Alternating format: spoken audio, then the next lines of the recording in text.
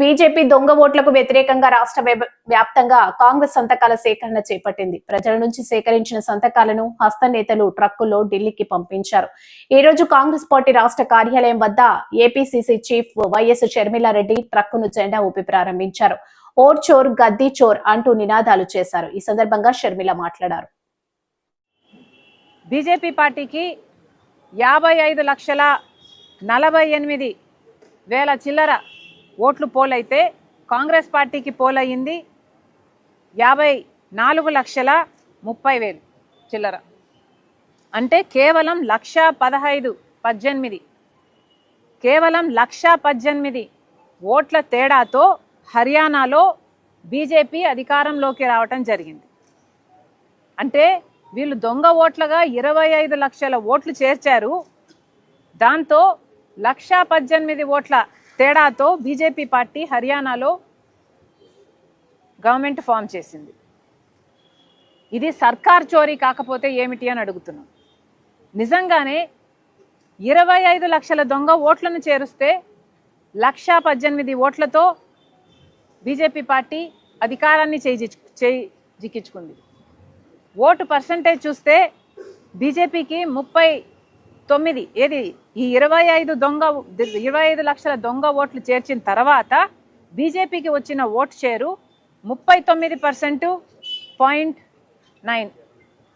Congress party India కూటమికి వచ్చింది, ఒక కాంగ్రెస్ పార్టీకే వచ్చింది 39.1 ఏమో, కూటమి అంతా కలుపుకుంటే 39.3% వచ్చినట్టుంది. అంటే కేవలం 0.7%తో బీజేపీ పార్టీ అక్కడ గెలవడం జరిగింది. కాంగ్రెస్ పార్టీ అధికారం కోల్పోవడం జరిగింది. అంటే ఈ 25 లక్షల దొంగ ఓట్లను చేర్చకపోయినుంటే కాంగ్రెస్ పార్టీ చాలా సులువుగా హర్యానా ఎలక్షన్ను స్వీప్ చేసేది, సర్కార్ను ఫామ్ చేసేది. కేవలం 25 లక్షల దొంగ ఓట్లని చేర్చారు కాబట్టే హర్యానాలో బీజేపీ పార్టీ సర్కార్ని ఫామ్ చేయగలిగింది మోసం చేసి. ఇంత అన్యాయం జరిగింది హర్యానాలో ఎగ్జిట్ పోల్స్ మొత్తము కాంగ్రెస్ పార్టీ అధికారంలోకి వస్తుంది అని చెప్పిన తర్వాత కూడా ఈ మోసానికి మాత్రమే, కేవలం ఈ మోసం కారణం చేత మాత్రమే బీజేపీ పార్టీ అధికారం చేజిక్కించుకుంది. ఇది మన దేశంలో జరుగుతున్న వాస్తవ పరిస్థితి. ఓటు చోరీ ఎలా జరుగుతుంది, అసలు సర్కార్ చోరీనే ఎలా జరుగుతుంది, ఒక్కొక్క రాష్ట్రాన్ని బీజేపీ పార్టీ ఎలా దోచేసుకుంటుంది అన్న విషయాన్ని నిన్న రాహుల్ గాంధీ గారు దేశ ప్రజల ముందర పెట్టడం జరిగింది. నిజానికి మన దేశంలో చూసుకుంటే ఓటు అనే ఒక్క దగ్గర మాత్రమే పేదవాడికి ధనవంతునికి కూడా సమానంగా ఉన్న ఒకటే చోట సమానత్వం ఎక్కడైనా మన దేశంలో పేదవాడికి ధనవంతునికి ఉంది అంటే అది ఒక్క ఓటు దగ్గర మాత్రమే.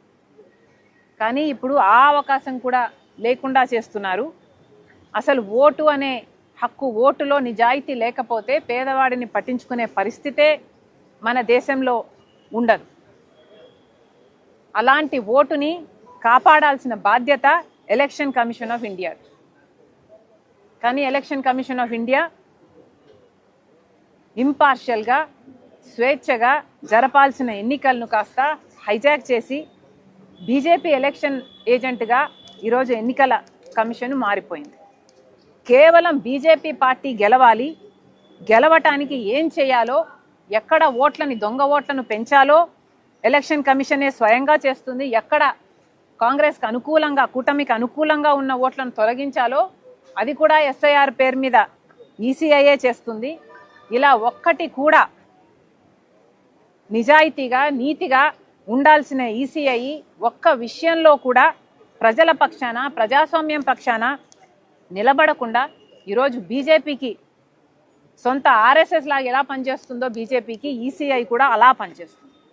ఇప్పటికే మన దేశంలో మొత్తం అన్ని వ్యవస్థలను బీజేపీ తమ గుప్పిట్లో ఉంచుకుంది, తమ చెప్పు చేతుల్లో ఉంచుకుంది. వాళ్ళు ఎలా చెప్తే బీజేపీకి అనుకూలంగా పనిచేసేటట్టుగా ఇప్పటికే అన్ని వ్యవస్థలను బీజేపీ భ్రష్టు పట్టించింది. ఇన్కమ్ ట్యాక్స్ అయితేనేమి, ఈడీ అయితేనేమి, సిబిఐ అయితేనేమి, ఆఖరికి ఆర్బీఐ అయితేనేమి, స్టాక్ ఎక్స్చేంజ్ అయితేనేమి, ఇలా ఒకటి కాదు రెండు కాదు అన్ని వ్యవస్థలను బీజేపీ భ్రష్టు పట్టించడం కాకుండా ఇప్పుడు ఈసీఐ కూడా ఆ జాబితాలో చేరిపోయింది. ఇక మన దేశంలో ప్రజాస్వామ్యం మిగులుతుంది అని అనుకోవాలా? ఇలా ఒక్కొక్క చోట ఓట్ చోరీ జరుగుతూ, సర్కార్ చోరీ జరుగుతూ పోతే ఇక మన దేశంలో అసలు ఈ రాజ్యాంగం మిగులుతుందా? ఈ బీజేపీ పార్టీ రాజ్యాంగాన్ని మిగులుస్తుందా అన్న అనుమానం కలగటం లేదా? అందుకే రాహుల్ గాంధీ గారు ఇది చాలా ముఖ్యమైన అంశం కాబట్టే ఓట్ చోరీ మీద ఇంత పోరాటాన్ని నెత్తికెత్తుకున్నారు రాహుల్ గాంధీ. ఇటీవల కాలంలో చూసాం, 3 ఏళ్ల కింద రాహుల్ గాంధీ గారు ఐక్యత కోసం, సోదరభావం కోసం వేల కిలోమీటర్ల పాదయాత్ర చేశారు. ఆ తర్వాత కూడా రాజ్యాంగాన్ని కాపాడటానికి, రాజ్యాంగం అనే పుస్తకాన్ని పట్టుకొని మరి ఒక ఉద్యమం లాగా ఈ దేశంలో అవేర్నెస్ని క్రియేట్ చేయడానికి, రాజ్యాంగం కాపాడటానికి రాహుల్ గాంధీ గారు పోరాటం చేశారు. ఇప్పుడు ఓట్ చోరీ జరగకుండా ఓట్ అనే హక్కుని కాపాడడానికి రాహుల్ గాంధీ గారు ఈ పోరాటాన్ని ఎత్తుకున్నారు. ఇది రాహుల్ గాంధీ గారు చేయటం, కాంగ్రెస్ పార్టీ చేయటం, మా నాయకుడు చేయటం మా అందరికీ గర్వకారణం. ఈసీఐని ఇప్పటికే రాహుల్ గాంధీ గారు డిమాండ్ చేశారు. ఇప్పటికైనా పద్ధతి మార్చుకోవాలి, ఇప్పటికైనా నిజాలను బయటపెట్టాలి. ఈసీఐని ఓటర్ జాబితా, డిజిటల్ ఓటర్ జాబితాని డిజిటల్ డేటా రూపంలో ఇవ్వాలి అని డిమాండ్ చేశాడు రాహుల్ గాంధీ గారు. కానీ ఇంతవరకు ఈసీఐ దానికి స్పందించలేదు. అలాగే సీసీటీవీ ఫుటేజ్లు చాలా చోట్ల 5-6 గంటల మధ్యలో 60 లక్షల ఓట్లు, మహారాష్ట్రలో అయితే 60 లక్షల ఓట్లు between 5 PM and 6 PM poll అయ్యాయి.